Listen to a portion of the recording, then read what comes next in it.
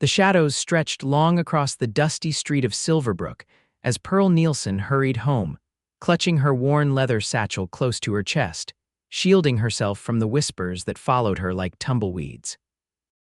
The year was 1878, and in this small Wyoming territory town, Pearl had earned a reputation not for scandal or impropriety, but simply for being unremarkable in a place where women were expected to be ornaments as much as helpmates. "There she goes," came the familiar whisper, just loud enough for Pearl to hear as she passed the general store's porch. Plain Pearl. Lord knows why she even bothers with those ribbons. Pearl quickened her pace, her sensible boots kicking up small clouds of dust. At 24, she had grown accustomed to such comments, but familiarity hadn't dulled their sting. She kept her eyes forward, focused on reaching the millinery shop where she worked and lived in the small apartment above. The bell jingled as Pearl entered the shop, its familiar scent of fabric, straw, and glue wrapping around her like a comforting blanket. "There you are," Mrs. Holloway said, looking up from a half-finished bonnet. "I was beginning to think you'd forgotten about the Wallace order." "Never, Mrs. Holloway," Pearl answered, removing her shawl and hanging it carefully on the hook behind the counter. "I just took a detour to pick up those feathers from the stagecoach office." She produced a small package from her satchel, unwrapping it to reveal several elegant ostrich plumes in varying shades of green. Mrs. Holloway smiled, taking the feathers with reverence. "Perfect for the governor's wife, don't you think?" She held one up to the light, admiring its sheen. "You have an eye, Pearl. Don't let anyone tell you different." Pearl nodded, grateful for the rare compliment. Her employer was the only person in Silverbrook who seemed to appreciate her skill with a needle and her meticulous attention to detail.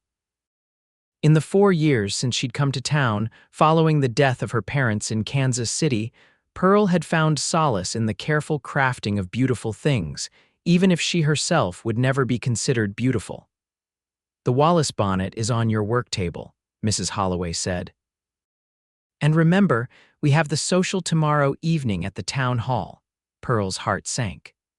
The seasonal socials were events she dreaded, mandatory appearances where she would sit along the wall with the older widows and watch as the prettier girls were twirled around the dance floor.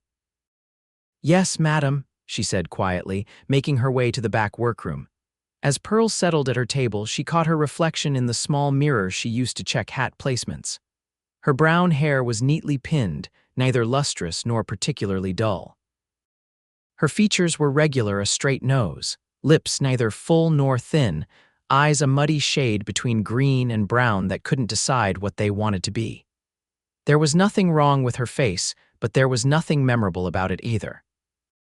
"Plain," she whispered to herself, testing the word like a seamstress might test the sharpness of scissors against her thumb. She turned away from the mirror and focused on the half-finished bonnet before her. Here, at least, she could create beauty, even if she couldn't embody it. The next evening came too quickly.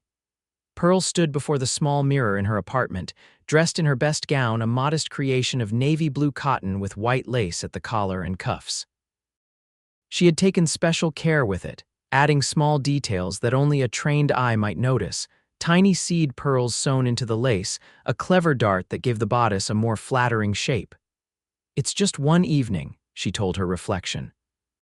"Just smile and be polite, and before you know it, you'll be back home with your books." The walk to the town hall was mercifully short. Inside, lanterns glowed warmly, casting a golden light over the wooden dance floor. Tables laden with punch and small cakes lined one wall, and already couples and families mingled throughout the space. Pearl found a seat near the back and smoothed her skirts, preparing for a long evening of polite conversation and watching others dance. She had just reached for a cup of punch when the room seemed to shift, conversations pausing momentarily as all heads turned toward the entrance. The man who stood in the doorway was unfamiliar to Pearl, a newcomer to Silverbrook, surely, for she would have remembered him. Tall and broad-shouldered, he stood with the easy confidence of someone accustomed to taking up space in the world. His dark hair was neatly trimmed, though a bit longer than was fashionable, curling slightly at the nape of his neck. A thin scar traced a path from his left temple to his jawline, not detracting from but somehow enhancing his rugged good looks. "Who is that?" she heard Mrs. Peterson whisper to her companion. "Preston Parker," came the reply. "Bought the old Harrington Ranch last month. Been too busy fixing it up to come to town much, but Martha at the general store says he's as polite as he is handsome." Pearl watched as the town's more prominent citizens approached him, offering handshakes and introductions. Mayor Wallace clapped him on the back like an old friend, and Mrs. Wallace, wearing the very bonnet Pearl had finished trimming just yesterday, simpered up at him, no doubt already planning to match him with her daughter, Vivian. As if summoned by the thought, Vivian Wallace appeared at his side, resplendent in a rose-colored gown that showcased her tiny waist and ample bosom. With her golden curls and bright blue eyes, she was widely considered the most beautiful young woman in the county. Pearl sighed and turned her attention back to her punch. Men like Preston Parker didn't notice women like her, not when creatures like Vivian Wallace existed in the world. The evening progressed as Pearl had expected.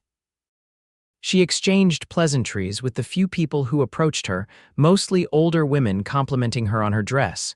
"You've done wonders with such simple fabric, dear," or asking after Mrs. Holloway's health. She watched the dancing, occasionally tapping her foot to the lively tunes played by the small band. During a brief lull between dances, Pearl slipped outside for a breath of fresh air. The night was cool, stars scattered across the velvet sky like diamonds on black velvet. She leaned against the wooden railing of the town hall's porch, gazing up at the constellations her father had taught her to identify. "It's a perfect night, isn't it?" The deep voice startled her, and Pearl turned to find Preston Parker standing a few feet away, his own gaze directed skyward. Up close, she could see that his eyes were a warm brown like coffee with a dash of cream. "Yes," she managed, surprised that he had addressed her at all. "Perfect." He stepped closer, extending his hand. "Preston Parker, I don't believe we've been introduced." "Pearl Nielsen," she replied, placing her hand briefly in his. His palm was warm and calloused a working man's hand despite his fine clothes. "Miss Nielsen," he said, her name rolling off his tongue like he was tasting it. "Are you enjoying the social?" Pearl hesitated, unsure how to respond. The truth that she attended out of obligation rather than pleasure seemed impolite to share with a stranger. "The music is lovely," she offered instead. A smile tugged at the corner of his mouth. "That's not quite an answer, is it? But diplomatic, I appreciate that." Before Pearl could formulate a response, the porch door swung open and Vivian Wallace stepped out, her face lighting up when she spotted Preston. "There you are," she exclaimed, ignoring Pearl completely. "Father was just asking after you, something about horses, I believe." Preston nodded politely to Vivian, but turned back to Pearl. "It was a pleasure meeting you, Miss Nielsen. Perhaps we'll have the opportunity to continue our conversation another time." As he followed Vivian inside, Pearl remained on the porch, her heart beating a strange rhythm she couldn't quite identify. It wasn't the flutter of attraction, she wasn't foolish enough to let herself feel such things for a man who had simply shown basic courtesy, but rather the unfamiliar warmth of being seen, even if just for a moment. The following Tuesday, Pearl was arranging a display of new ribbon samples in the shop window when a shadow fell across the glass. She looked up to find Preston Parker standing on the other side, watching her work. When their eyes met, he smiled and tipped his hat, then gestured to the door. Pearl stepped back from the window, smoothing her apron nervously. Why would he be visiting the millinery? Perhaps he had a sister or mother in need of a hat, or more likely, he was commissioning something for Vivian Wallace. The thought created an unexpected twist of something like disappointment in her chest. The bell jingled as he entered, ducking slightly through the doorframe. "Good morning, Miss Nielsen," he said, his voice filling the small shop. "I was hoping I might find you here." "Mr. Parker," she acknowledged with a small nod. "How can I help you today? Mrs. Holloway will be back shortly if you're looking to place an order." He shook his head, removing his hat and holding it before him. "Actually, I was hoping to speak with you. I find myself in need of some female guidance." Pearl blinked in surprise. "I'm afraid I don't understand." Preston ran a hand through his hair, a gesture that somehow conveyed both confidence and uncertainty. "I've purchased the old Harrington place, as you may have heard." The house is sound but desperately in need of some attention to make it properly livable. I know next to nothing about curtains or linens or whatever else transforms a building into a home." He offered a self-deprecating smile. "In short, Miss Nielsen, I'm hoping you might be willing to advise me." "Me?" Pearl couldn't keep the disbelief from her voice. "Surely there are others in town better suited. Mrs. Wallace has the finest home in Silverbrook, or perhaps Miss Vivian—" "I don't want a home like the Wallaces," he interrupted gently. "Too formal, too, concerned with appearances." At the social, Mrs. Holloway mentioned your exceptional taste and eye for detail, said you're the reason her shop has thrived these past years. Pearl felt her cheeks warm at the unexpected praise. "Mrs. Holloway is very kind, but I would compensate you for your time, of course," he continued. "And it would only be a few hours, perhaps on a Sunday when the shop is closed. I have a wagon, I could collect you and have you home before dark." Pearl hesitated, her mind racing. The proposition was unusual but not improper, especially if Mrs. Holloway approved. And the extra income would be welcome. She had been saving diligently, dreaming of someday opening her own small shop. "I would need to speak with Mrs. Holloway," she said finally. Relief washed over his face. "Of course, I wouldn't want to create any difficulty between you and your employer." As if on cue, the shop door opened and Mrs. Holloway entered, arms laden with packages. "Mr. Parker," she exclaimed, allowing him to relieve her of some of her burden. "What a pleasant surprise. I trust you're not here to tell me my rent is increasing." Pearl looked between them, confused. "You know each other," Mrs. Holloway chuckled. "Mr. Parker is my new landlord, dear. He purchased several properties in town along with the Harrington Ranch." She turned to Preston. "Now, what brings you to our humble establishment? Finally decided your bachelor quarters need a woman's touch." Preston explained his request, and to Pearl's surprise, Mrs. Holloway nodded enthusiastically. "A wonderful idea. Pearl has a gift for creating beauty from the simplest elements. You couldn't ask for a better advisor." She patted Pearl's arm. "And the change of scenery will do you good, my dear." "You work too hard." And so it was settled. The following Sunday, Pearl found herself perched beside Preston on the seat of his wagon, heading out of town toward the Harrington Ranch, now the Parker Ranch, she reminded herself.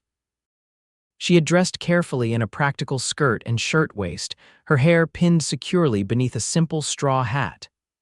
"I appreciate you agreeing to this, Miss Nielsen," Preston said as the wagon rolled along the dusty road. "I fear you'll find the house in a rather sorry state." "I'm sure it's not as bad as you think," Pearl replied, gripping the seat as they hit a rut in the road. "And please call me Pearl. Miss Nielsen makes me feel like a schoolmarm." He smiled, the scar on his face catching the sunlight.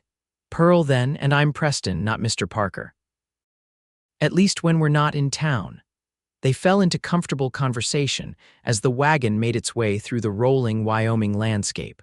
Pearl learned that Preston had grown up in Colorado, the son of a successful rancher who had taught him the business from a young age. After his father's death 2 years prior, he had sold the family ranch and set out to establish his own legacy. "Why Wyoming?" she asked. "Why not stay in Colorado where you were established?" A shadow crossed his face. "Too many memories, some good, some less so." "I wanted a fresh start, somewhere I could build something entirely my own." Pearl nodded, understanding the desire to escape the past all too well. The ranch came into view as they crested a gentle hill, a sprawling single-story house surrounded by several outbuildings, corrals, and a large barn. A creek wound its way through the property, lined with cottonwood trees that provided welcome shade. "It's lovely," Pearl said sincerely. "The land is," Preston agreed. "The house needs work." He guided the wagon to a stop before the front porch. "Ready to see the challenge you've accepted?" Inside, the house was indeed in need of attention, though the bones of it were good.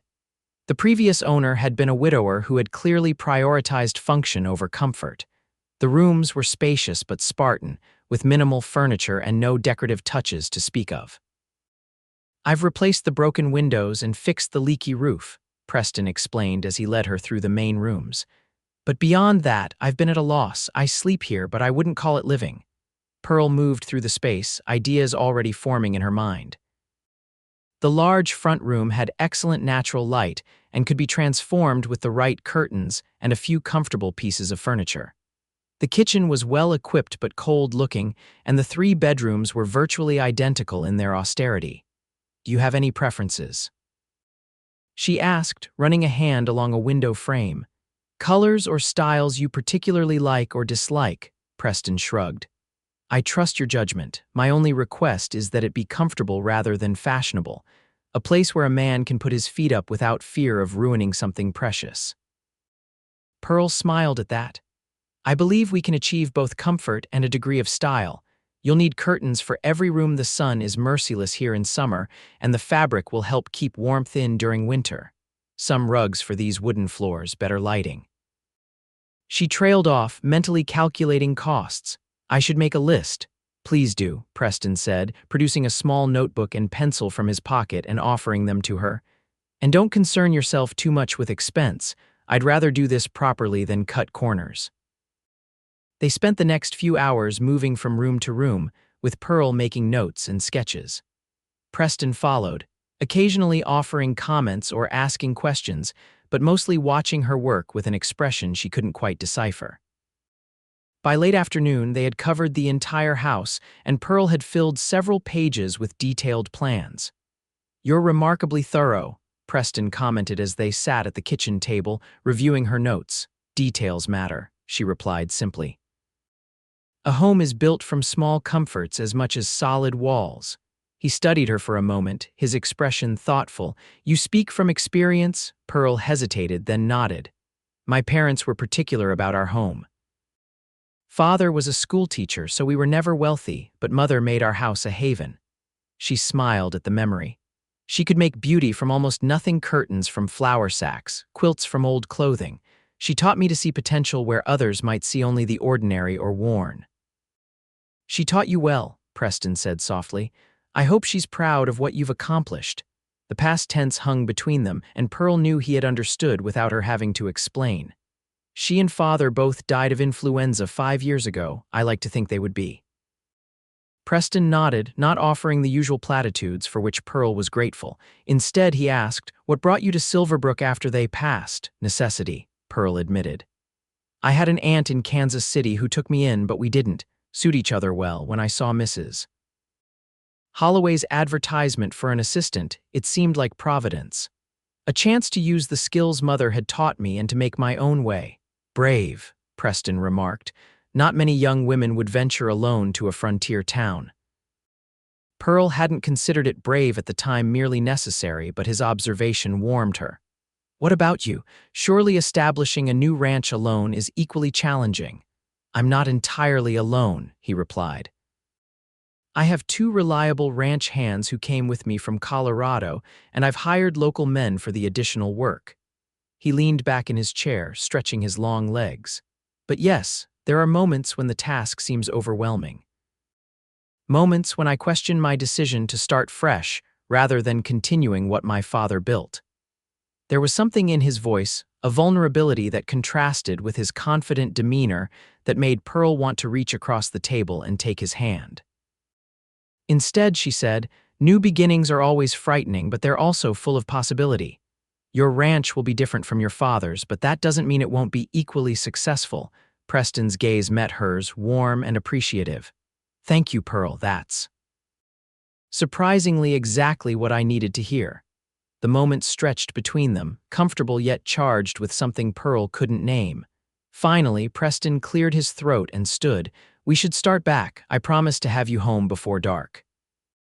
As they rode back to town, the setting sun painting the landscape in gold and amber, Pearl found herself wishing the journey was longer. There was an ease to their conversation, a lack of pretense that she rarely experienced in Silverbrook, where she was always conscious of being judged and found wanting. "When would you like to begin implementing these changes?" she asked as the town came into view. "As soon as possible," Preston replied. "I can ride into town tomorrow to order the materials you've listed. Would you be willing to accompany me to the general store to select fabrics for the curtains and such? Mrs. Holloway mentioned Mondays are typically quiet for your shop." Pearl nodded, already looking forward to the task. "I would be happy to." True to his word, Preston arrived at the millinery the following afternoon. Mrs. Holloway shooed Pearl out with a conspiratorial wink that made her cheeks flush.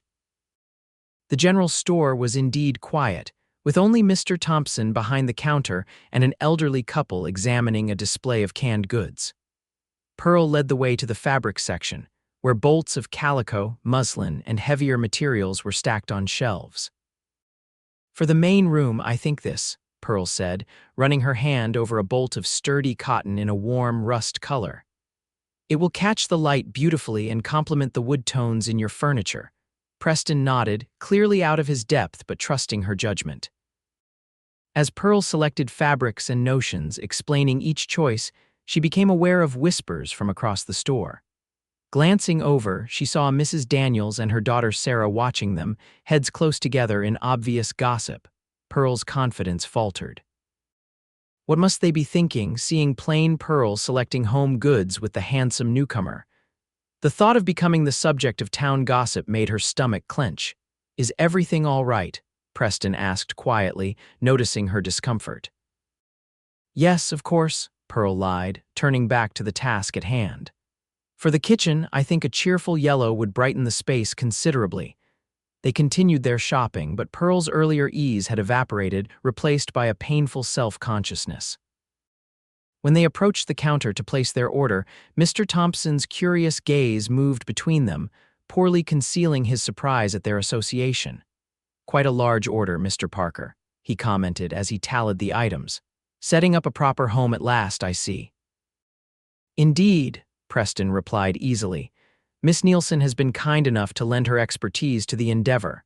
Mr. Thompson's eyebrows rose. "Miss Nielsen, you say? Well, I suppose she would have a practical eye for such things."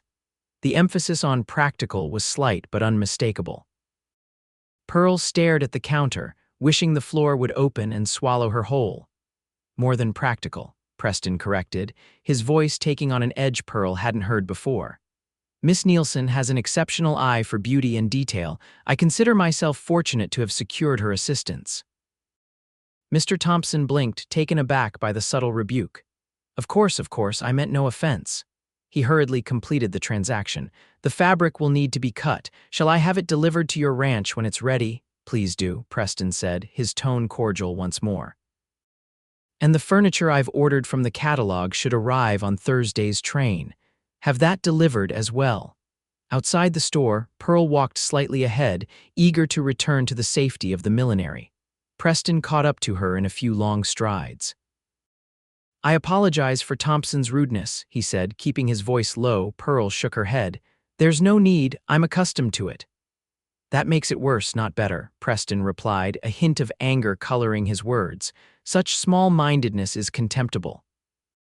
His indignation on her behalf was unexpected and touching, but Pearl knew better than to let it affect her too deeply.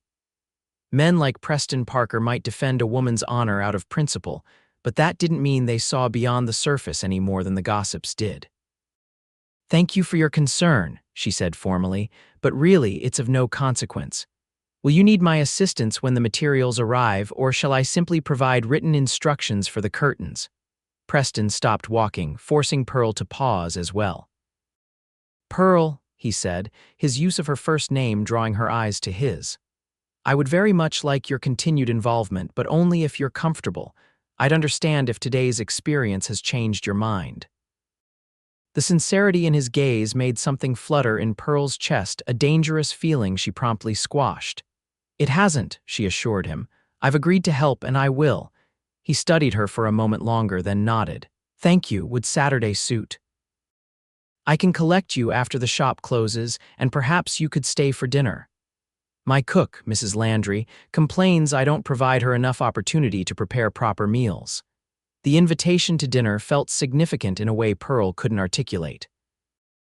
"That would be acceptable," she said carefully, "though I wouldn't want to impose." "It's hardly an imposition when I'm the one extending the invitation," Preston replied, a smile warming his features. "Until Saturday, then." As Pearl watched him walk away toward the livery stable where he'd left his horse, she couldn't help but wonder what she had gotten herself into. The practical part of her brain, the part that had kept her safe and solvent these past years, warned that allowing herself to enjoy Preston Parker's company was a recipe for heartache. Men like him eventually married women like Vivian Wallace, beautiful, socially accomplished women who could enhance their position in society. Yet despite this rational caution, Pearl found herself looking forward to Saturday with an anticipation she hadn't felt in years. The week crawled by, each day in the shop seeming longer than the last. Pearl threw herself into her work, completing 2 custom hat orders ahead of schedule and reorganizing the ribbon display to Mrs. Holloway's delight. "You're positively glowing these days," her employer commented on Friday afternoon as they closed the shop. "I do believe Mr. Parker's project has been good for you." Pearl felt her cheeks warm. "It's just a pleasant change from the routine," she demurred. "And the extra income will help with my savings." Mrs. Holloway gave her a knowing look, but didn't press the issue. "Will you be working at the ranch again tomorrow? Mr. Parker mentioned something about curtains when I saw him at the bank yesterday." "Yes, just for the afternoon and early evening," Pearl confirmed, carefully avoiding her employer's gaze. "The fabrics have been delivered and I'll be showing him how to hang the curtains properly." Mrs. Holloway hummed, not bothering to hide her smile.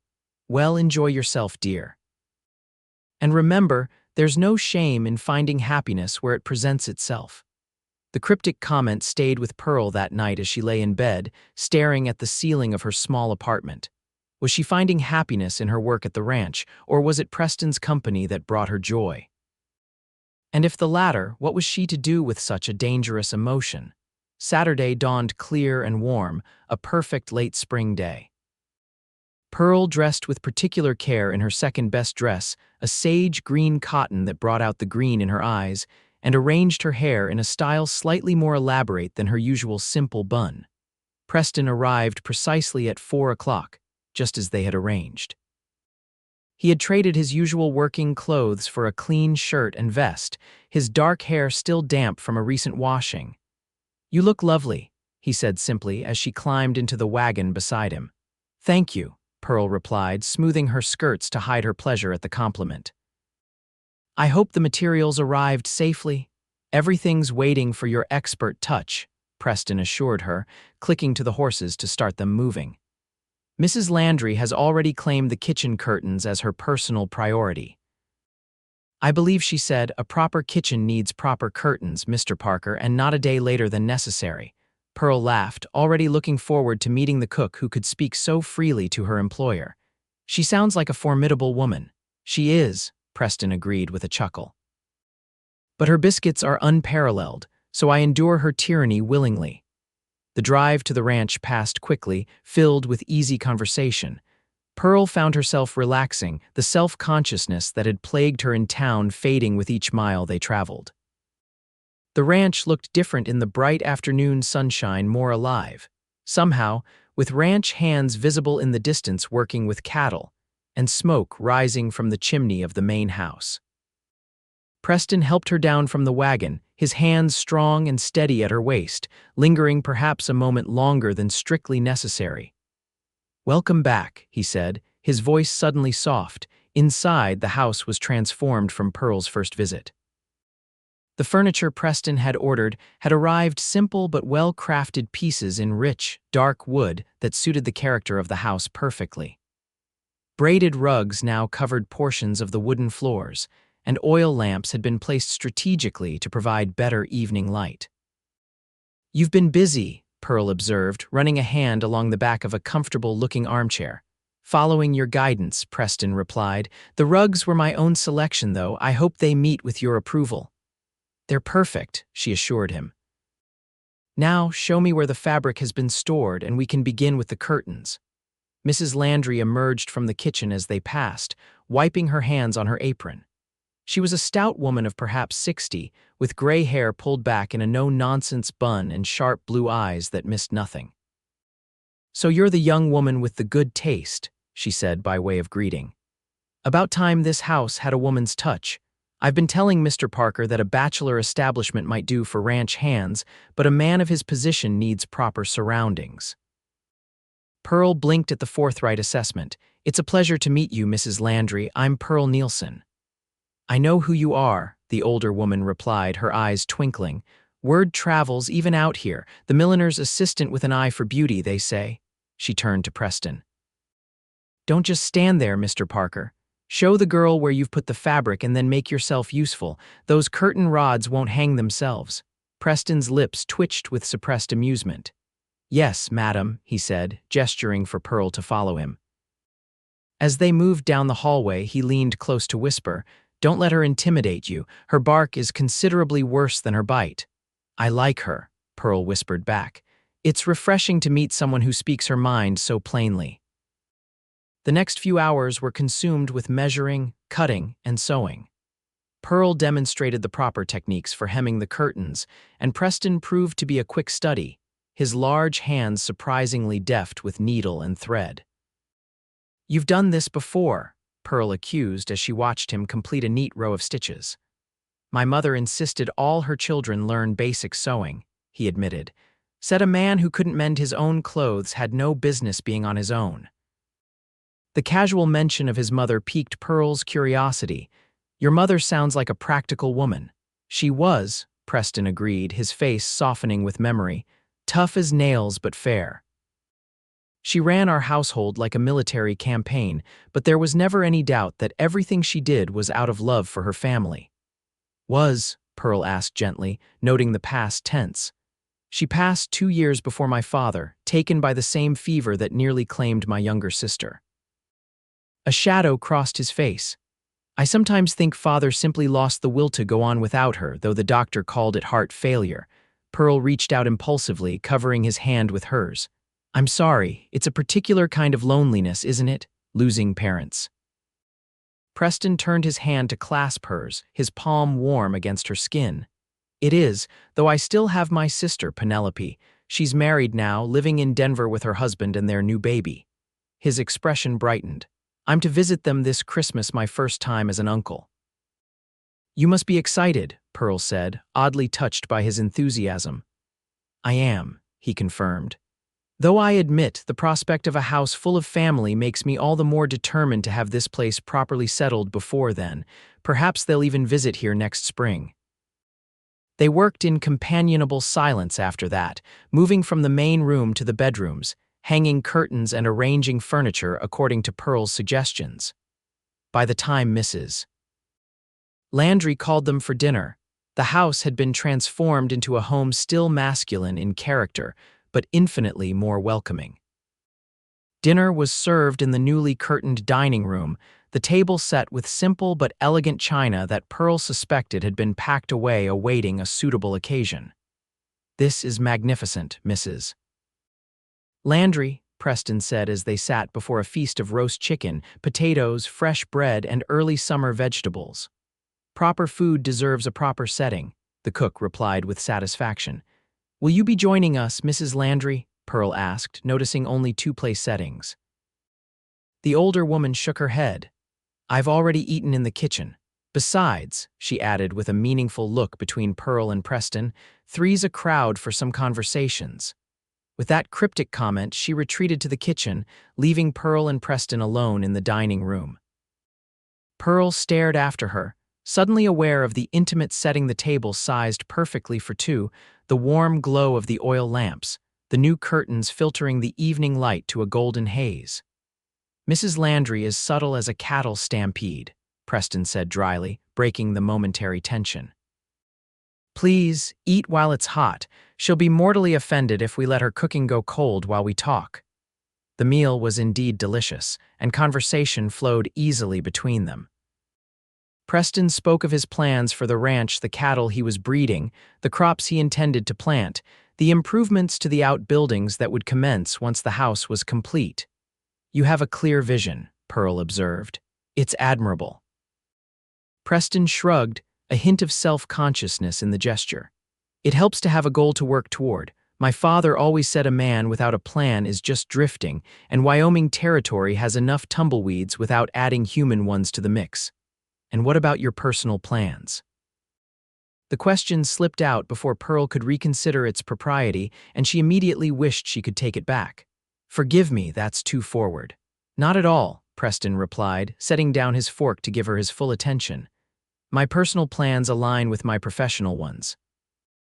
I want to build something lasting, a home, a legacy, something to pass on to future generations." He hesitated, then added, "which would, of course, require a family to pass it to." The implications of his words hung in the air between them. Pearl focused on her plate, uncertain how to respond. "And you?" Preston asked softly. "What are your plans beyond the millinery?" Pearl considered the question.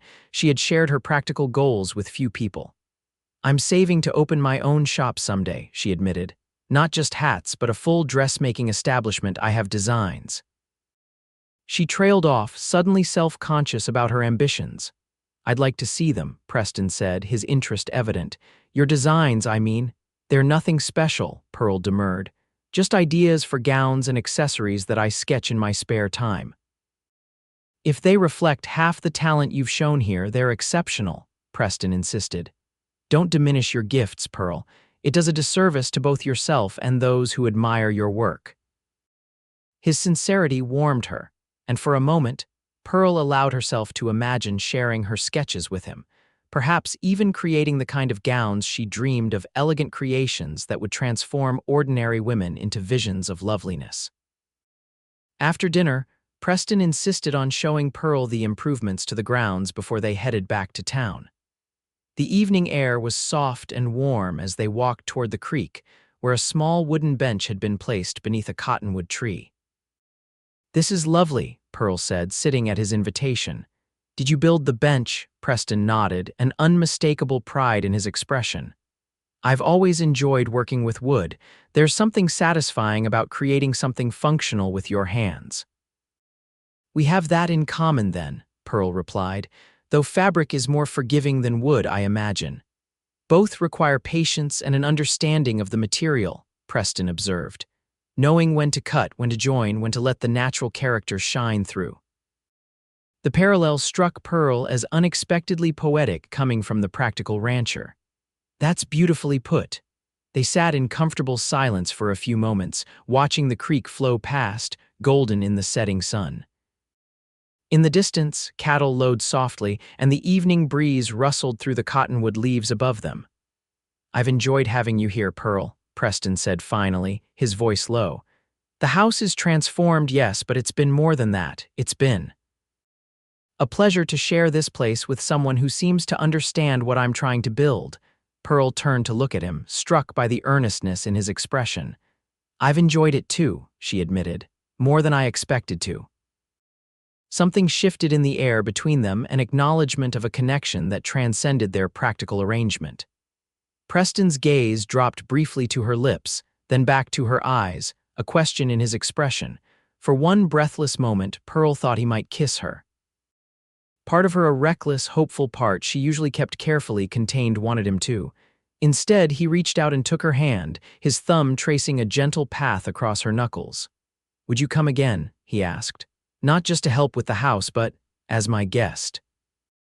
Perhaps for Sunday dinner after church tomorrow?" The invitation was clear in its intent, not a business arrangement, but a social call, the kind that invited speculation about a courtship. Pearl hesitated, torn between the warmth that had blossomed in her chest and the practical voice that warned against hope. "People will talk," she said finally. "They'll wonder why you would. That is, someone like you would." "Someone like me," Preston repeated, his brow furrowing. "A handsome, successful rancher," Pearl clarified, forcing herself to maintain eye contact despite her embarrassment. "There are expectations about the kind of woman such a man would court." Understanding dawned in Preston's eyes, followed quickly by something that looked remarkably like anger. "You mean someone like Vivian Wallace?" Pearl nodded, dropping her gaze to their joined hands. "Exactly." "Look at me, Pearl," Preston said, his voice gentle but firm. When she raised her eyes to his, he continued, "I have no interest in Vivian Wallace or anyone like her. Beauty that's only skin deep holds little appeal for me. I've known too many beautiful people who were empty inside, concerned only with appearances and status." He reached up with his free hand, tucking a strand of hair that had escaped her pins behind her ear, the gesture achingly tender. "When I look at you, I see a woman of substance, intelligent, skilled, kind. A woman who creates beauty rather than merely embodying it. That's far more attractive to me than any conventional prettiness." Pearl's heart hammered in her chest, his words simultaneously thrilling and terrifying. "You hardly know me," she protested weakly. "I know enough to want to know more," he countered. "Isn't that the point of courtship, to discover if two people suit each other in the ways that matter?" Put that way, it seemed so reasonable, so straightforward. Yet Pearl knew the reality would be anything but simple. And the talk, the whispers, you may not care what people say, but such things can affect a business, a reputation. Preston's expression hardened slightly. Let them talk. Anyone who would judge me for seeing your worth isn't someone whose opinion I value. His voice softened again. But I understand if you're concerned for your own position. I wouldn't want to make your life in Silverbrook difficult. The consideration in his words touched Pearl deeply. He was offering her an out, a way to protect herself from the gossip that would inevitably follow if they were seen together socially. It would be the sensible choice to take it to thank him for his kind attention, but explain that they lived in different worlds. Yet as she looked at him in the golden evening light, his eyes warm with genuine interest, Pearl found herself unwilling to surrender to practicality. For once, she wanted to reach for something that seemed beyond her grasp. Sunday dinner would be lovely, she heard herself say. After the 11 o'clock service, the smile that broke across Preston's face was like sunrise, brilliant and full of promise. "I'll be waiting on the church steps," he promised, lifting her hand to his lips and pressing a gentle kiss to her knuckles. The gesture sent a shiver of delight up Pearl's arm, and she found herself returning his smile, all caution momentarily forgotten in the magic of the moment. As Preston drove her back to town in the gathering dusk, Pearl leaned slightly against his solid presence on the wagon seat, allowing herself to imagine, just for a moment, that this could be her future evenings spent in comfortable companionship, sharing the day's events as they returned home together. It was a dangerous fantasy, she knew. One dinner did not a courtship make, and the obstacles to such a relationship were real. Yet for the first time in years, Pearl felt a spark of hope kindling in her heart, a tiny flame she would nurture carefully, protecting it from the winds of doubt and the rain of others' disapproval. The following morning, Pearl dressed for church with particular care, selecting her best dress, a pale blue cotton with delicate embroidery at the collar and cuffs that she had added herself. She arranged her hair in a becoming style, secured with her mother's silver hairpins, her most treasured possession. Mrs. Holloway raised an eyebrow when Pearl descended from her apartment above the shop. "My, don't you look lovely today?" she commented with a knowing smile. "Any particular reason?" Pearl felt her cheeks warm but lifted her chin slightly. "No reason," she replied, not quite meeting her employer's eyes. "It's simply a beautiful day." "Indeed it is," Mrs. Holloway agreed, linking her arm through Pearl's as they began their walk to church. "And made all the more beautiful by whatever or whoever has put that light in your eyes." Pearl didn't respond, but she couldn't entirely suppress her smile. As they approached the church, her heart began to beat more quickly, and she found herself scanning the gathering crowd for a tall figure with dark hair. Preston was already there, speaking with the minister near the church steps. He was dressed formally in a dark suit that emphasized his broad shoulders, his hat held respectfully in his hands. When he caught sight of Pearl, his conversation faltered momentarily, his gaze lingering on her with unmistakable appreciation. The minister followed Preston's gaze, his eyebrows rising slightly when he realized who had captured the rancher's attention. Pearl felt a flush rising to her cheeks, but kept her head high as she and Mrs. Holloway joined the stream of parishioners entering the church. Inside, Pearl settled into her usual pew beside Mrs. Holloway, determinedly ignoring the curious glances cast in her direction. A moment later, Preston entered and after a brief hesitation made his way to their pew. "Mrs. Holloway, Miss Nielsen," he greeted them politely. "May I join you this morning?" Mrs. Holloway's eyes twinkled with amusement. "Of course, Mr. Parker, we would be delighted." As Preston sat beside Pearl, she was acutely aware of his presence, the clean scent of soap and starch that clung to him, the warmth of his arm barely an inch from hers, the way his large frame seemed to make the pew shrink around her. The whispers began almost immediately, a soft susurration behind raised hymnals and gloved hands. Pearl caught Vivian Wallace's shocked expression from across the aisle, followed by a hurried conference with her mother. Mayor Wallace, seated behind his wife and daughter, frowned slightly, his gaze calculating as it moved between Pearl and Preston. Pearl's enjoyment of the service was compromised by her hyper-awareness of these reactions. Only Preston seemed entirely at ease, his rich baritone joining confidently in the hymns. His attention focused on the minister's sermon rather than the social currents swirling around them. When the service concluded, Preston stood and offered his arm to Pearl with a naturalness that suggested he'd been escorting her for years rather than minutes. "Shall we?" he asked quietly. Taking a deep breath, Pearl placed her hand on his arm, feeling the solid muscle beneath the fine fabric of his suit. "Yes," she replied, equally quiet but firm. They made their way slowly down the aisle, acknowledging greetings from other parishioners with polite nods. Outside on the church steps, they paused in the bright sunlight and Preston leaned slightly closer. "You look beautiful today," he murmured, his breath warm against her ear. "That blue brings out your eyes."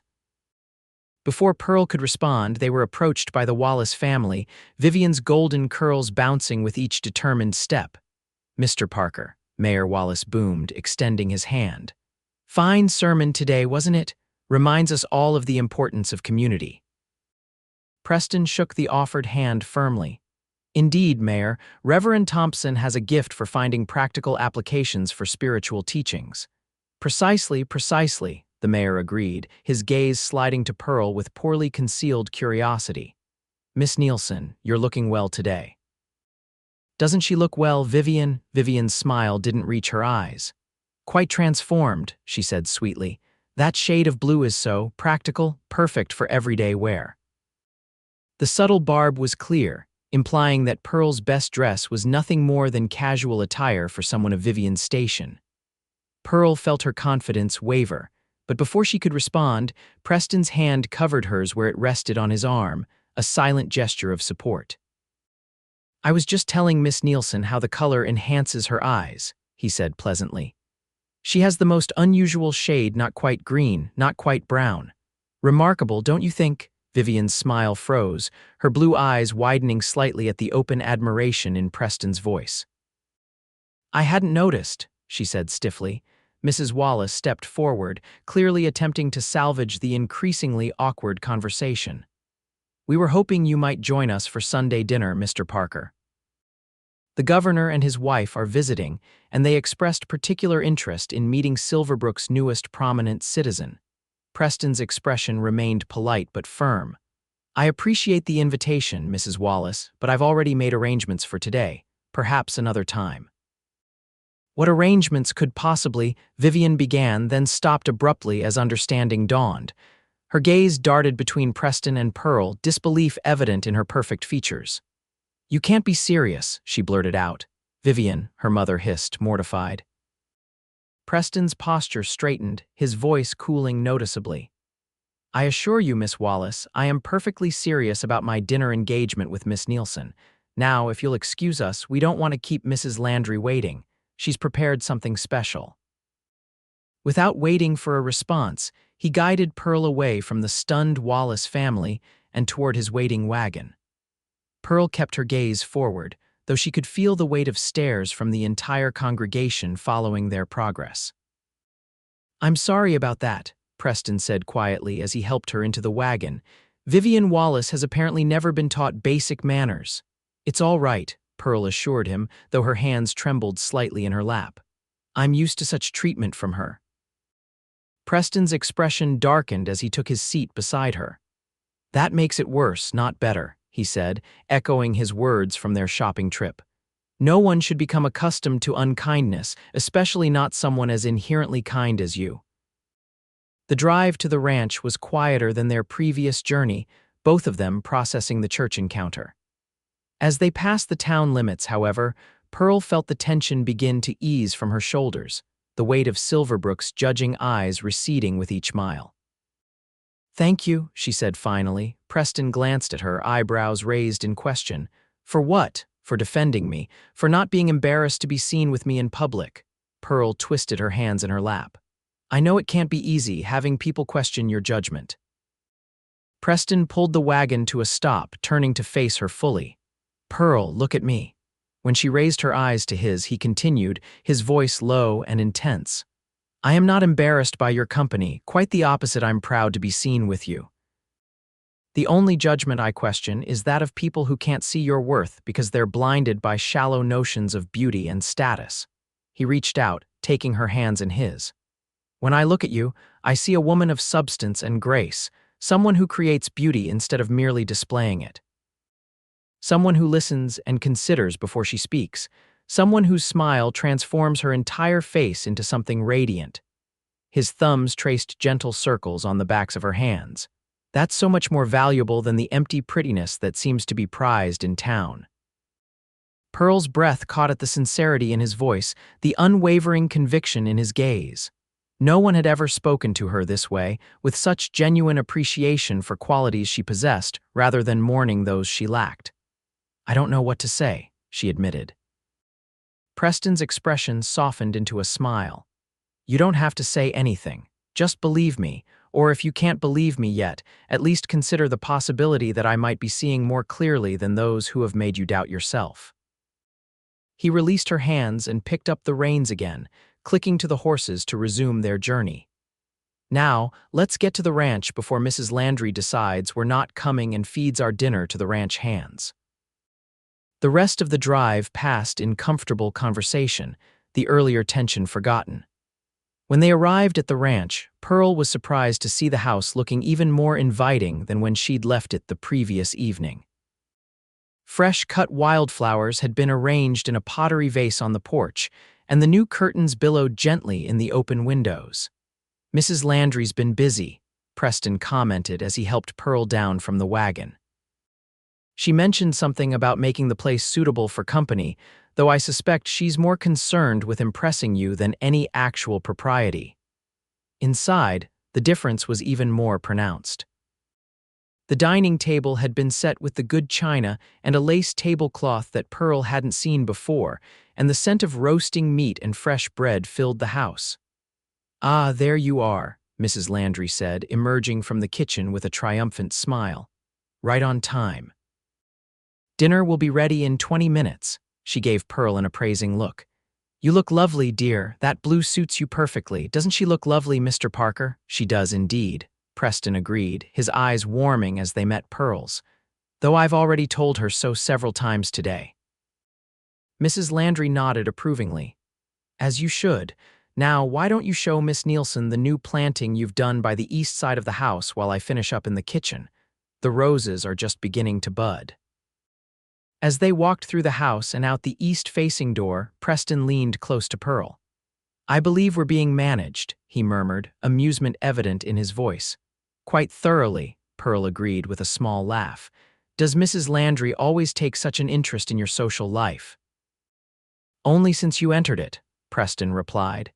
She's decided you're good for me, and once Mrs. Landry makes up her mind about something, resistance is futile. The rose garden was small but promising, several young bushes planted along the eastern wall of the house, their first buds just beginning to show color. My mother grew roses, Preston explained as they walked among the plants. Different varieties for different parts of the garden. She said you could tell a lot about a person by the kind of roses they preferred. Pearl touched a pale pink bud gently. And what did your roses say about you? Preston considered the question seriously. That I value substance over show, I suppose. These aren't the showiest varieties, but they're hardy and fragrant. They'll bloom well into the fall if properly tended. He glanced at her. What about you? Do you have a favorite flower? Wildflowers, Pearl admitted. The kind that grow in meadows and along roadsides. I love how they're beautiful without trying to be, just existing as they are. Something shifted in Preston's expression, a softening, a deepening of the warmth in his eyes. That makes perfect sense, he said softly. Their gazes held for a long moment, and Pearl felt a peculiar sensation in her chest, as if her heart were expanding, reaching toward him across the space between them. Then Mrs. Landry's voice called from the house, announcing that dinner was ready, and the moment passed. Dinner was a jovial affair, with Mrs. Landry joining them at the table this time, regaling Pearl with stories of her decades as a cook for various ranching families across the territory. Preston contributed occasional comments, but mostly he watched Pearl, a smile playing at the corners of his mouth as she laughed at Mrs. Landry's colorful anecdotes. After the meal, Mrs. Landry shooed them into the sitting room while she cleared the table, refusing Pearl's offers of help with a firm "Guests don't wash dishes in this house, young lady. You two go and have a proper visit." The sitting room was warm and inviting, the new curtains casting a golden glow as the afternoon sun filtered through them. Preston gestured for Pearl to take a seat on the small sofa, then hesitated before joining her, leaving a respectable distance between them. Mrs. Landry seems determined to play matchmaker, Pearl observed, feeling bold enough to address the situation directly. Preston chuckled, running a hand through his hair in a gesture she was beginning to recognize as a sign of mild embarrassment. "She's not particularly subtle about it, is she?" "I apologize if it makes you uncomfortable." "It doesn't," Pearl assured him. "It's rather sweet, actually. She obviously cares about you." "She does," Preston agreed. "She was my mother's cook for years before coming with me to Wyoming. In some ways, she's the closest thing to family I have here." He paused, then added with deliberate casualness, "Though I'm hoping that might change in time." The implication hung in the air between them, neither quite ready to address it directly but both aware of its presence. Pearl smoothed her skirts, gathering her courage. "Preston," she began, the use of his first name still feeling intimate on her tongue, "I need to ask you something, and I hope you'll answer honestly." He turned toward her, his expression open. "Of course, anything." Pearl took a deep breath. "Why me?" "In Silverbrook, you could court any unmarried women with better social connections, with dowries, with conventional beauty. Why would you choose to associate with someone the town considers plain and unremarkable?" The question had been building inside her since their first meeting, the doubt she couldn't quite silence despite his kind words and evident interest. Preston was quiet for a long moment, his gaze thoughtful. When he finally spoke, his voice was low and deliberate. "Do you know why I left Colorado, Pearl? The real reason?" She shook her head, surprised by the apparent change of subject. "I was engaged to be married," he said simply. "Eleanor Blackwood, daughter of my father's business partner. Beautiful, accomplished, from one of the oldest families in Denver. The perfect match according to everyone who knew us." Pearl felt a cold weight settle in her stomach. "What happened?" "I discovered she was in love with my best friend," Preston replied, no bitterness in his voice, only a kind of resigned acceptance. "Had been for years, apparently, but her father had insisted on the match with me for business reasons. She agreed to marry me not out of affection, but out of duty to her family and their financial interests."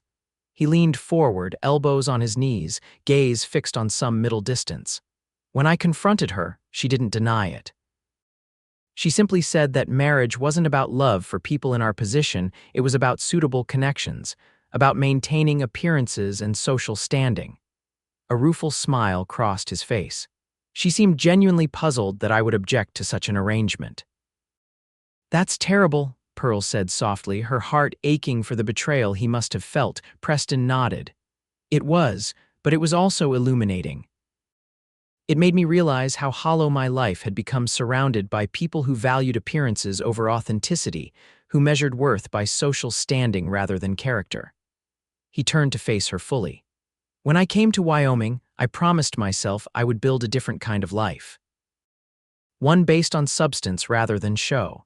He reached out, taking her hand in his. "So to answer your question, why you? Because when I look at you, I see a woman of genuine worth.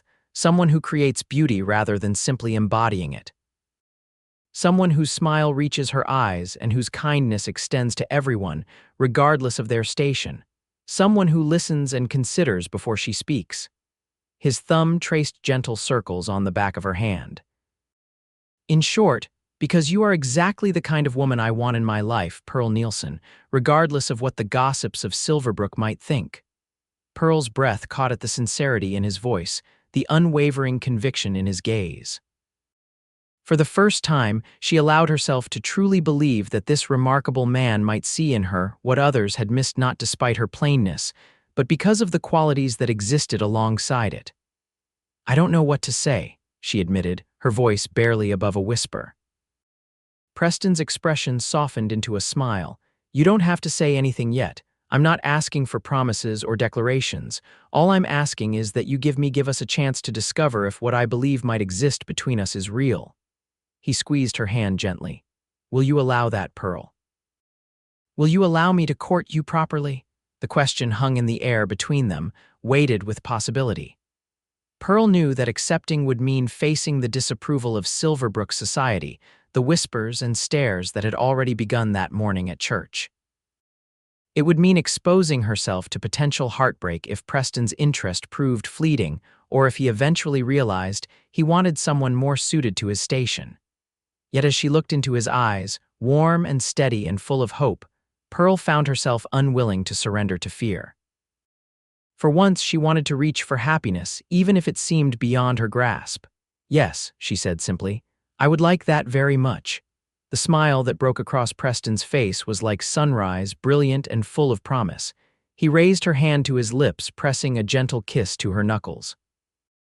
"Thank you," he said softly. "You won't regret it." As Preston drove her back to town in the gathering dusk, Pearl leaned slightly against his solid presence on the wagon seat, a quiet contentment settling over her. Whatever challenges lay ahead, whatever disapproval they might face, the warmth of his regard and the genuineness of his interest gave her courage to face them. At the door of the millinery, Preston helped her down from the wagon, his hands lingering at her waist a moment longer than strictly necessary. "May I call on you Tuesday evening?" he asked. "Perhaps we could take a walk if the weather holds." Pearl nodded, a smile tugging at her lips. "I would enjoy that." For a moment, they stood in the soft light spilling from the shop window, neither quite ready to say goodbye. Then Preston leaned forward slowly, giving her ample time to step away if she wished.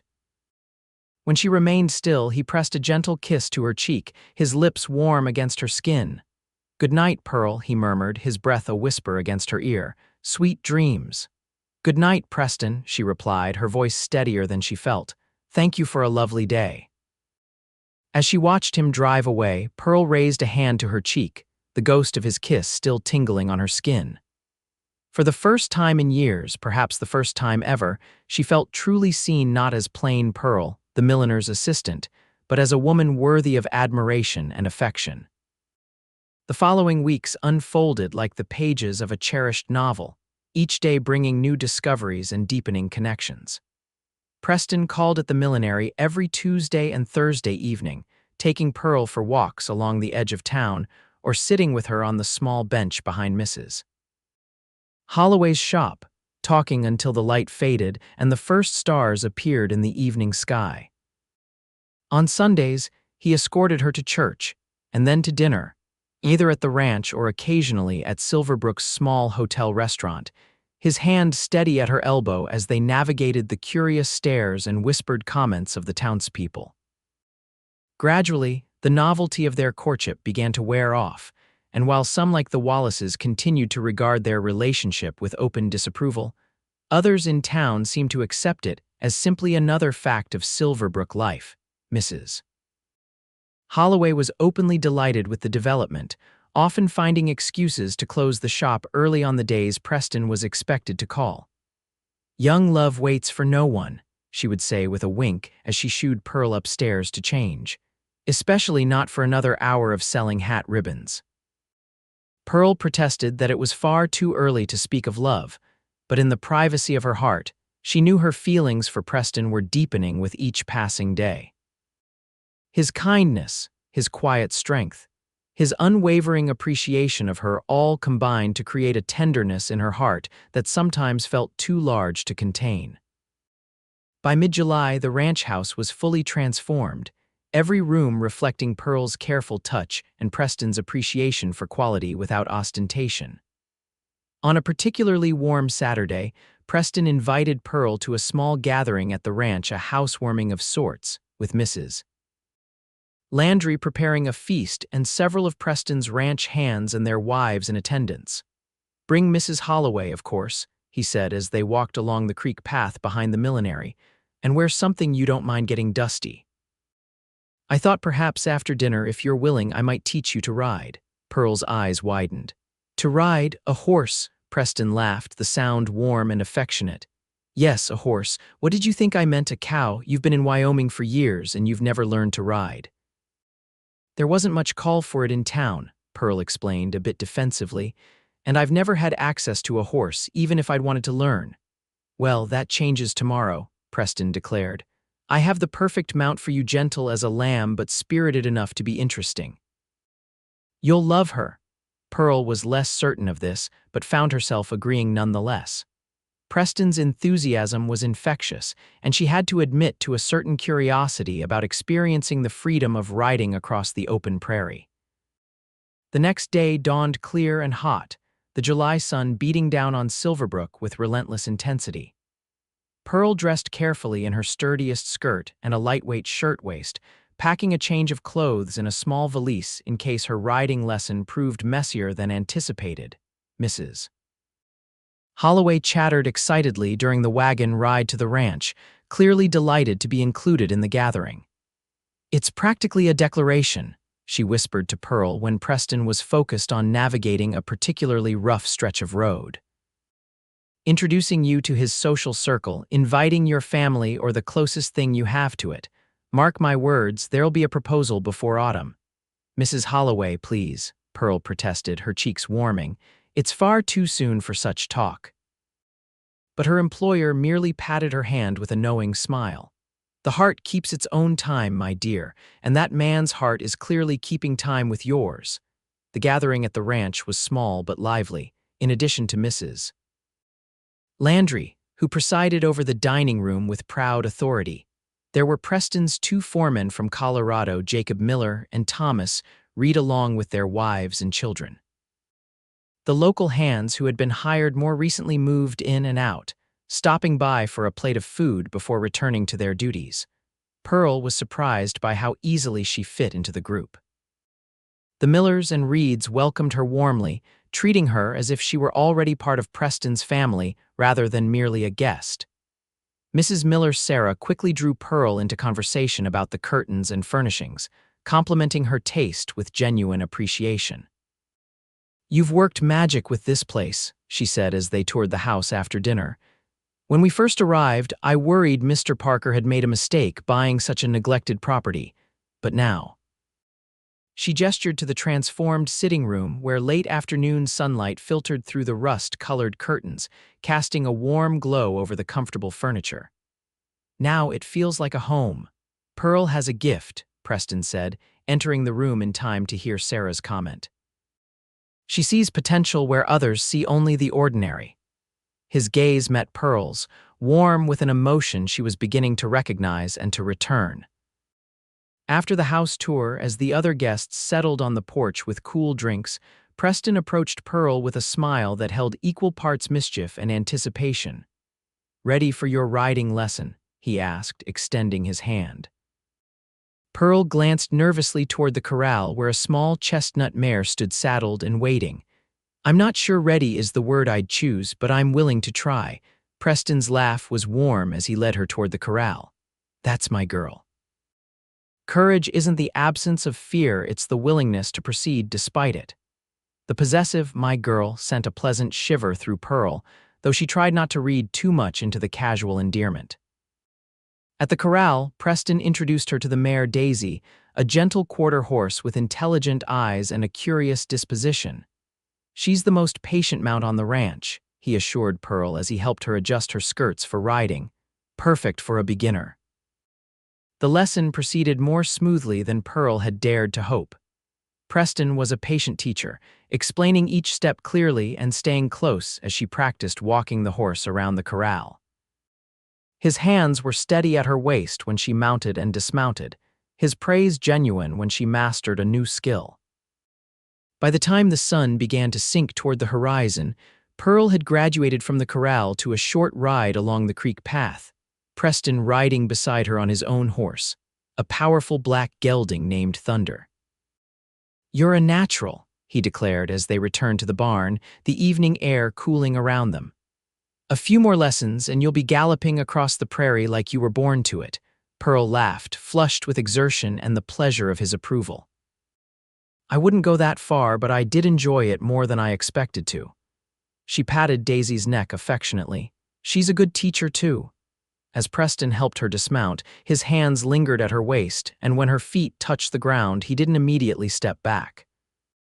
Instead, he remained close, his body warm against hers in the gathering dusk.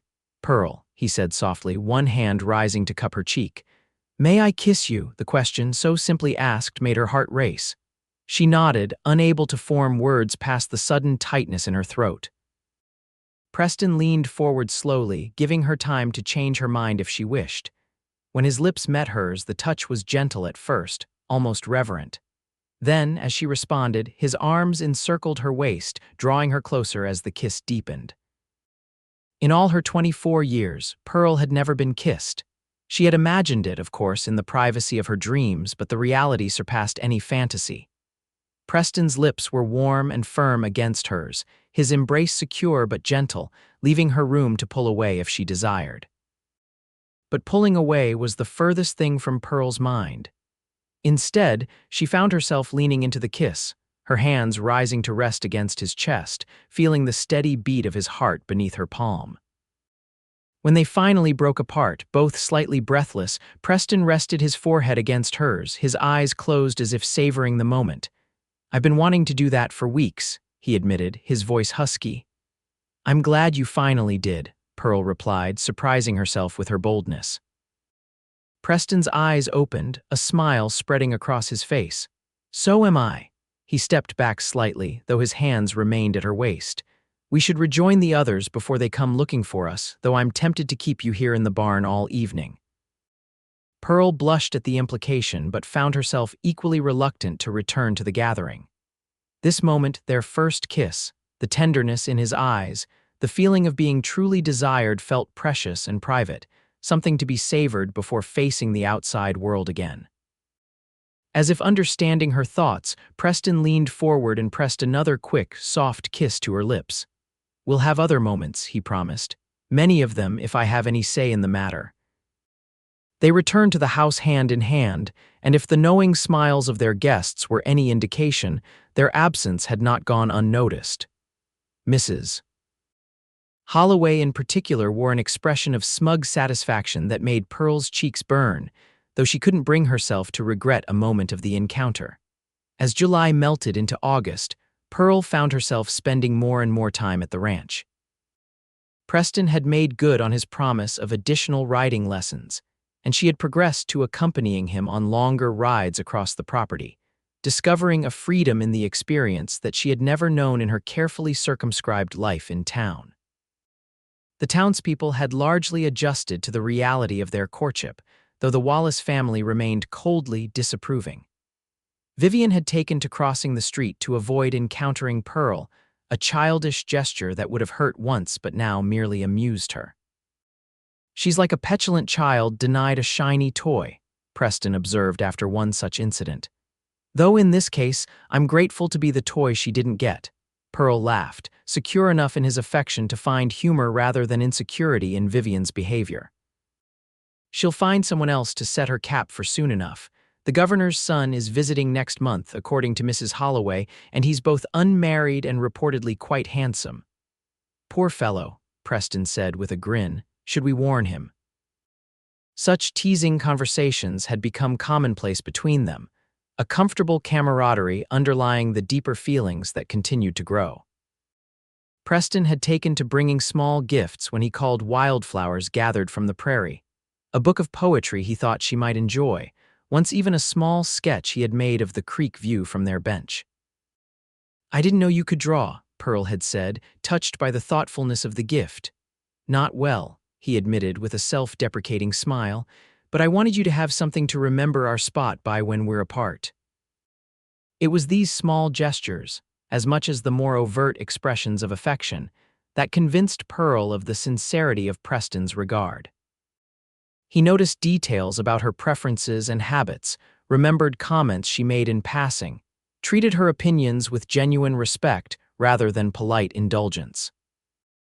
By late August, as the first hints of autumn began to color the landscape, Pearl found herself contemplating a future she had never dared to imagine. A future with Preston, as mistress of the ranch he was building with such care and vision. The thought both thrilled and terrified her, the possibility of such happiness, almost too much to hope for. Mrs. Holloway, never one for subtle hints, had taken to leaving bridal magazines conspicuously around the shop and mentioning how lovely the aspen trees would look in their fall colors for a September wedding. Pearl gently deflected such comments, unwilling to presume Preston's intentions, though her heart quickened each time he looked at her with that particular warmth in his eyes. The moment Pearl had both anticipated and feared arrived on a crisp September evening. Preston had invited her for a special dinner at the ranch, sending his wagon to collect her with a note that read simply, "Wear something nice. I have a surprise for you." Pearl chose her newest dress, a deep green creation she had made herself from fabric Preston had brought back from a business trip to Cheyenne. The color brought out the green in her eyes, and the cut flattered her slender figure without being inappropriately fashionable for a woman of her station. Mrs. Holloway helped her arrange her hair, weaving small white flowers through the intricate braids. "You look radiant," she declared, stepping back to admire her handiwork, "like a woodland fairy queen." "Hardly that," Pearl demurred, though she had to admit that her reflection showed a woman far removed from the plain Pearl who had arrived in Silverbrook 4 years earlier. It wasn't that her features had changed. She still had the same straight nose, the same indeterminate hazel eyes, the same brown hair, but there was a confidence in her bearing, a light in her expression that transformed her ordinary features into something approaching beauty. The wagon ride to the ranch seemed interminable, Pearl's hands twisting nervously in her lap as her mind raced with possibilities. What surprise could Preston have planned, and why the request for special attire?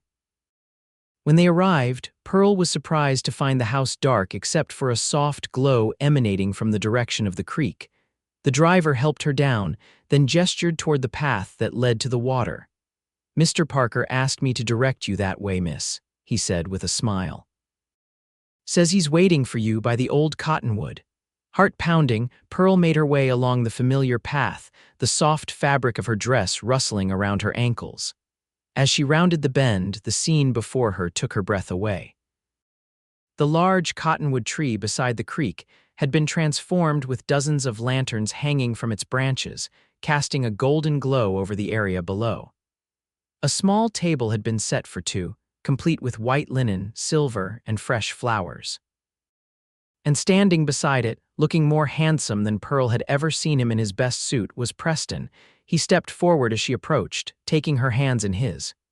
"You look beautiful," he said softly, his eyes warm with admiration. "More beautiful than I have words to express." Pearl's breath caught at the intensity in his gaze. "Thank you," she managed. "This is magical. When did you have time to arrange all this?" Mrs. Landry and the hands helped, Preston admitted with a smile. "They're all quite invested in tonight going well." "And what exactly is tonight?" Pearl asked, her heart racing with hope and anticipation. Preston's smile deepened as he guided her to the table. "Dinner first," he said, helping her into her seat. "Answers after." The meal was exquisite, all of Pearl's favorites, from the creamy potato soup to the apple tart for dessert. They talked easily throughout, though Pearl was aware of an underlying current of anticipation, a sense that this evening was building toward something significant. As they finished their dessert, Preston reached across the table to take her hand. "Walk with me," he asked, rising and helping her to her feet. They strolled along the creek bank, the water silver in the moonlight, the lanterns in the cottonwood creating pools of golden light along their path. When they reached the small wooden bench Preston had built months ago, their bench, as they had come to call it, he gestured for her to sit. Instead of joining her, however, he remained standing, his expression suddenly serious. "Pearl," he began, his voice low and earnest, "these past months have been the happiest of my life. Getting to know you, watching you transform not just my house but my entire existence with your presence. It's been a gift I never expected to receive." Pearl's heart hammered against her ribs as Preston reached into his pocket and withdrew a small velvet box. Then, to her astonishment, he lowered himself to one knee before her. "When I came to Wyoming, I was searching for a place to build a new life, a fresh start away from painful memories. What I found instead was you, a woman whose quiet strength and genuine heart showed me that true beauty has nothing to do with conventional prettiness and everything to do with character and spirit." He opened the box, revealing a ring, a single pearl surrounded by small diamonds in a delicate gold setting. "Pearl Nielsen, you have brought light and warmth into my life. Will you do me the extraordinary honor of becoming my wife?" Tears filled Pearl's eyes, blurring her vision of the man kneeling before her, this remarkable man who had seen value in her when others saw only plainness, who had championed her worth against the whispers and stares, who had shown her through word and deed that she was deserving of love and admiration. "Yes," she whispered, then more strongly, "Yes, Preston, with all my heart, yes." Joy bloomed across his face as he slid the ring onto her finger, then rose to gather her into his arms. His kiss was tender yet passionate, a promise of the future they would build together. When they finally broke apart, both breathless and laughing with happiness, Preston pressed his forehead to hers. "They called you plain," he murmured, his voice thick with emotion. "But all I see when I look at you is beauty, the kind that grows more radiant with each passing day, the kind that comes from within and transforms everything it touches." Pearl reached up to touch his face, tracing the scar that ran from temple to jaw with gentle fingers. "And I see a man who taught me that being seen, truly seen, is the greatest gift one person can give another." They stayed by the creek for hours, planning their future together, sharing dreams and hopes and fears. The ranch would flourish under their joint care. They agreed, Preston handling the livestock and land, Pearl bringing her creative eye and attention to detail to the house and gardens. "And perhaps," Preston said tentatively, "in time there might be children to fill the rooms we've prepared." The thought warmed Pearl's heart, a family of their own, children who would grow up knowing they were valued for their character rather than their appearance, who would learn from their father that true beauty comes in many forms. "I would like that," she replied softly, "very much." The wedding took place in early October, just as the aspen trees reached their golden peak. Despite the Wallace family's conspicuous absence, the small church was filled with well-wishers, Mrs. Holloway in the front pew weeping happy tears, the ranch hands and their families filling several rows, even Mr. Thompson from the general store, who had become considerably more respectful since Preston's proposal had become public knowledge. Pearl wore a gown of her own design and making ivory satin with delicate lace overlay, simple yet elegant in its lines. Mrs. Holloway had insisted on adding a few embellishments, seed pearls sewn into the bodice, a small train that whispered across the wooden floor as Pearl walked down the aisle. "Every bride deserves to feel beautiful on her wedding day," she had declared when Pearl protested the extravagance. And beautiful she did feel, not because of the gown or the flowers in her hair or the pearl pendant Preston had given her as a wedding gift, but because of the way her soon-to-be husband looked at her as she approached the altar, as if she were the only woman in the world, as if her ordinary features were somehow extraordinary in his eyes. "I love you," he whispered as she reached him, the words meant for her ears alone. "And I love you," she replied, her voice steady with the certainty of their shared future. The ceremony was simple and heartfelt, their vows spoken clearly before God and their small community. When the minister pronounced them husband and wife, Preston's kiss was both tender and possessive, a public declaration of his commitment and his joy. The celebration afterward, held at the ranch under a canopy of autumn leaves, continued well into the evening. Pearl moved among their guests as Mrs. Parker, a name and identity she was still adjusting to, but one that filled her with quiet pride. As the sun began to set, casting long golden rays across the property they would share, Preston found her by the creek, away from the festivity for a moment of peace. "Happy?"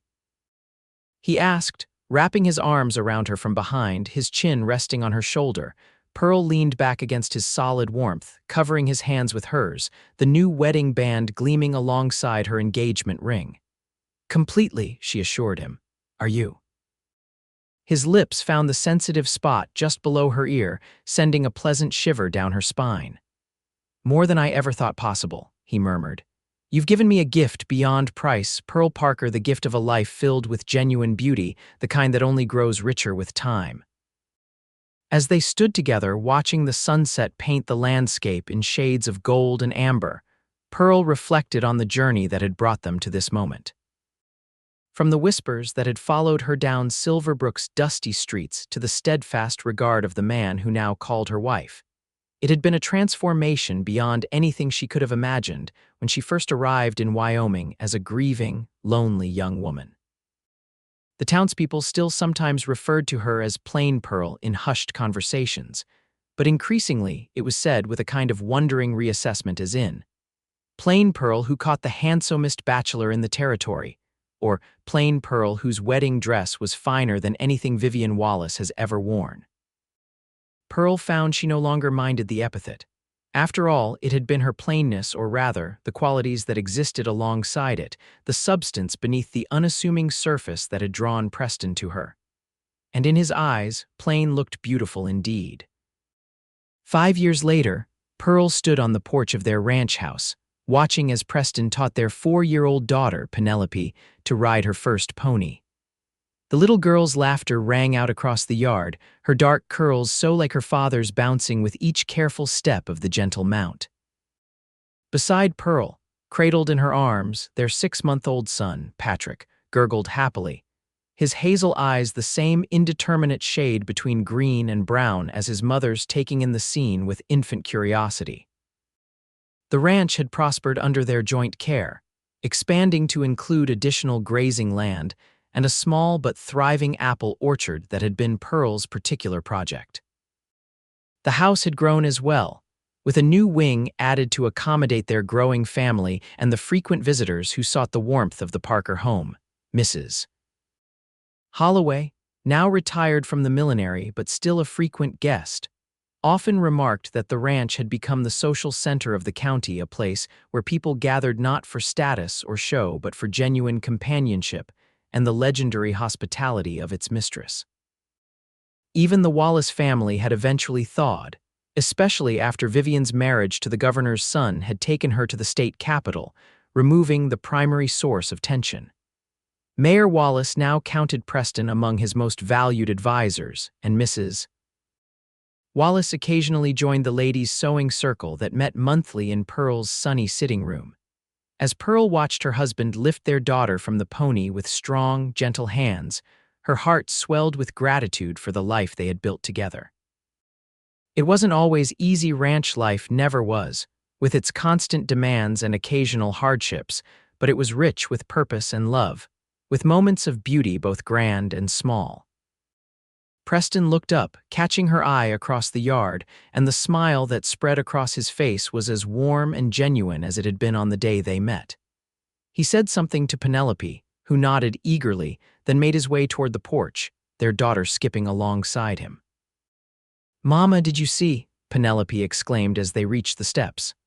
"I rode Buttercup all by myself." "I saw, sweetheart," Pearl confirmed, leaning down awkwardly with the baby in her arms to press a kiss to her daughter's flushed cheek.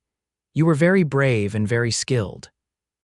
Preston scooped up their son, pressing a noisy kiss to his chubby neck that made the infant squeal with delight. Then he leaned in to kiss Pearl, a brief but tender touch that still, after 5 years of marriage, made her heart beat faster. "What were you thinking, standing here watching us with that thoughtful expression?" he asked, his free arms sliding around her waist. Pearl leaned into his embrace, content in the circle of his strength. "I was thinking about beauty," she admitted. "About how it comes in so many forms and how lucky I am to be surrounded by it every day." Preston's gaze softened as it moved from her face to their children, then back to meet her eyes. "I was thinking something similar," he said quietly. "About how the greatest beauty is found not in perfection, but in authenticity, in a life built on truth and substance rather than appearances." He reached up to brush a strand of hair from her face, tucking it tenderly behind her ear. "They called you plain," he murmured, echoing words he had spoken to her many times over the years. "But all I've ever seen when I look at you is the most beautiful woman I've ever known." And as their children chattered happily around them, the late afternoon sun bathing the ranch in golden light, Pearl knew with absolute certainty that in his eyes, the only eyes that had ever truly mattered, she was indeed beautiful. Not despite her plainness, but because of the woman she had always been beneath it, the woman he had recognized and cherished from the very beginning. In the end, it wasn't about being plain or beautiful in the conventional sense. It was about being seen, truly seen, by someone who looked beyond the surface to the heart beneath. And in that seeing, in that recognition of worth that transcended appearance, Pearl had found not just love but a home, a place where she belonged completely, plainness and all.